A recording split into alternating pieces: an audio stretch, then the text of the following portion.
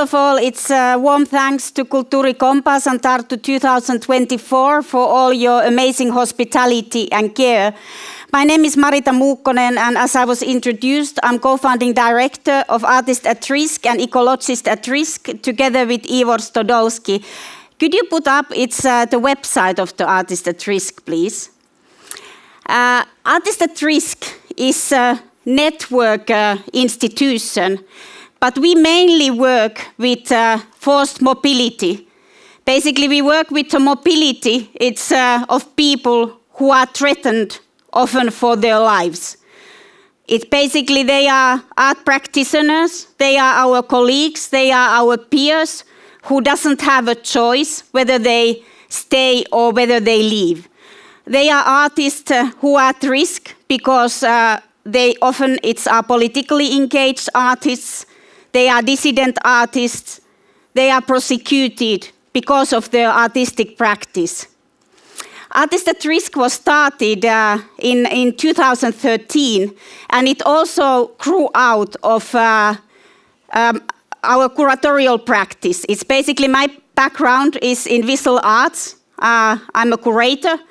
And at that time, together with Ivor Stodolski, we worked a lot in Northern Africa. If you remember that in 2010, it says in December, in Tunisia, it's basically the wave of revolution started. It's from Tunisia to Egypt and so on. And we were doing research there at that time, and we had worked already earlier. For decades with politically and socially engaged art practice. But very concretely, we had colleagues, we had peers who had to leave in 2013, 2-3 years after the revolutions. They didn't have a choice. They were Egyptian artists such as Ganser, who was the leading street artist of Egyptian revolution. There was the revolutionary singer Rami Essam, who basically was approaching army age, and he had been tortured by 3 different governments by that time. And it was clear that if he's going to stay in Egypt, it's basically, he's probably not going to come out of army alive. And at that time, it's basically, I worked in artistic residency context, and we were curating a big festival in Helsinki with Checkpoint Helsinki. And it was very clear that, okay, what we are going to do, we are going to host artists, give them a breather to get out. Basically, it's what Artists at Risk does concretely, is that we work with a network of art institutions. Basically, our network has grown a lot since 2013, and we organize artists in residencies from 3 months to 2 years. It's a very simple idea what we do. That it's basically when artist is at risk, they apply to Artists at Risk. You see here on our website. It is basically different application forms. And you also see that it says there that where the most of the applicants come at the moment. We have, still more than 2,000 applicants from Ukraine in our database.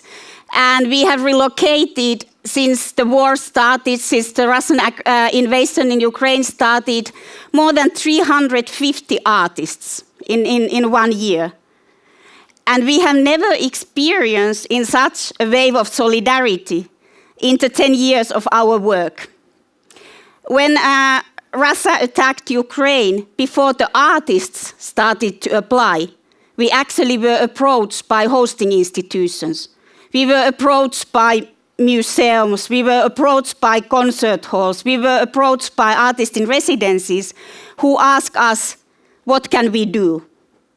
And we encourage them to become hosts in Artists at Risk database. And today we have more than 570 hosting organizations, not only in Europe, but around the globe. And we already had more than 10 residencies outside of EU area before the Russian invasion in Ukraine started. Another big group of artists at risk we have been working with are Afghan artists at risk. And we still have, it's more than 1,300 Afghan artists at risk who have applied to our program. But the big difference is that we have been able to support and relocate 50 Afghan artists at risk, compared to more than 350 Ukrainian artists. And the biggest obstacle in the work of artists at risk is the Schengen visa regulations. Ukrainians can enter EU area without the visa, but other peers, colleagues, they have to go through a visa procedure. And that's something we work in Artist at Risk Secretariat. That's part of our daily work, that we actually work with visa applications. We support artists who are at the highest risk to go through this procedure. So basically, what we do with the hosting organizations, that they don't have to go through this kind of very heavy visa procedure. But if they offer, for example, that they are open to host artists from anywhere, we have so-called artist at risk solidarity teams for different regions. Like now we have Ukrainian colleagues doing matchmaking. We call it matchmaking for Ukrainian artists at risk. So they are the ones who are in touch with the artist. They are the ones who are in touch with the hosting organization, and they try to find very fast the best possible match. If it's a musician, they look for an institution which works with musicians. If the applicant is dancer, they look for an institution which works with dancers. So they do the best possible match. It's the same if it's an Afghan artist. They try to look for an institution which is a right match for the families or for the language artist speaks, and so on. So basically, Artist at Risk Secretariat is doing all this background work. And big part of the work also goes to risk assessment. So it means that, for example, now when we work with Ukrainian artists, our Ukrainian colleagues are going through those artists who come from occupied areas, whose homes are destroyed, and so on. And they analyze that who are the artists who are most at risk when they do the match. And it's same with Afghan artists at risks, or Kurdish artists, or Sudanese artists, that they check their backgrounds. So Secretariat is working on this matchmaking part. And basically, when the hosting organization receives the proposal for the residents, then they start the hosting process. So basically, the Secretariat is giving this kind of background support for the network. And it's very easy to join the network. It's basically, you just fill in the form, and after that, our matchmaking team will be in touch. As you see there, that we work with different kind of also network programs. If you can click the UNESCO sign there. Last year, for example, we relocated 40 female Ukrainian artists through our UNESCO program. And you can find their profiles there. And this year, we are continuing to work with Ukrainian artists at risk within Ukraine. So we have a network of 30 residencies within Ukraine in safer areas. So we also relocate artists regionally. And we also try to bridge the Ukrainian residencies with our hosting networks in Europe. For example, in Germany, we relocated last year 120 Ukrainian artists. So we have a broad network of German hosting institutions. And basically, we also bridge these different national networks, Ukrainian network and German network in this case. Another example is that we started this type of work together with the Swan network in Sweden, and tomorrow we will run a workshop together with Teresa Lekberg about our working model, and it's very similar as this is Goethe residency network. So it means that in our matchmaking team, we have a matchmaking curator who also works with the Swedish network, and together Teresa and Power find the right artists to host in the Swedish network. So basically the idea is that the national coordinators and curators, they know the national landscape the best. And they work together with our matchmaking curators who have an access to database of artist at risk applicants. I think I'll take a little bit of water. My voice is kind of... So basically, that's the idea, that we have a centralized application procedure. Thank you. Sorry for that. No problem. So we kind of centralize all the applications and risk assessment, and then we decentralize the hosting. So it means that it's basically the artists who are at risk, if they are run in Afghanistan or Kurdistan or Sudan, that they don't need to apply for different many open calls. It means that they can apply through artists at risk. We do the risk assessment and we do the matchmaking. So basically, it's kind of a system which has proved to be very good, especially those artists who are in a very difficult situation.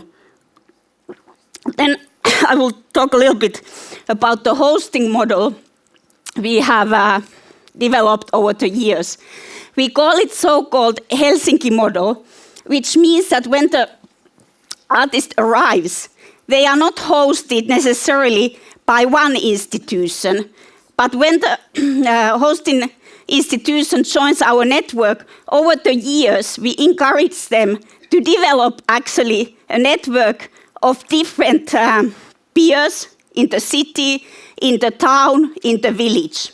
Which means that it's, if there's, for example, LGBTQI activists coming, or if there's, for example, coming, it's a person that we know that that person will need some kind of psychosocial help and so on. We also have these institutions who can provide this kind of the help in this hosting hub.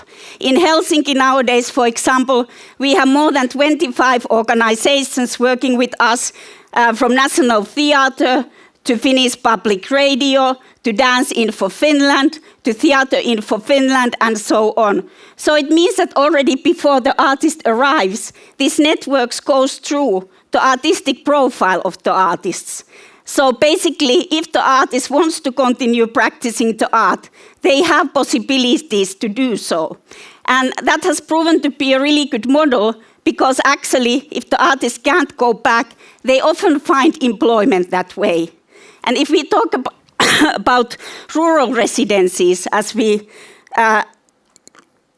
heard earlier, also in Estonia, there are kind of small villages and rural places, that we have experienced that in Finland, that in many cases, actually, this network really, it's kind of enriches the local environment. That there are libraries which come together, it's different kind of municipality houses who have been hosting artists and so on. Kind of somehow I'm losing my voice. It's weird. Sorry about that. But anyway, so it means that it's kind of functions as a glue between different actors. And for example, in Barcelona, it's the similar kind of model as in Helsinki, in Goa, and in many other places, which means that it's kind of slowly, it's like a snowball effect, that it's hosting artists at risk residents actually brings different kind of actors together and creates a nice local ecology, whether it's a bigger city or smaller village. So it's this kind of a connecting network point locally as well. Thank you very much, Marita. Thank you for the work you're doing. Big applause.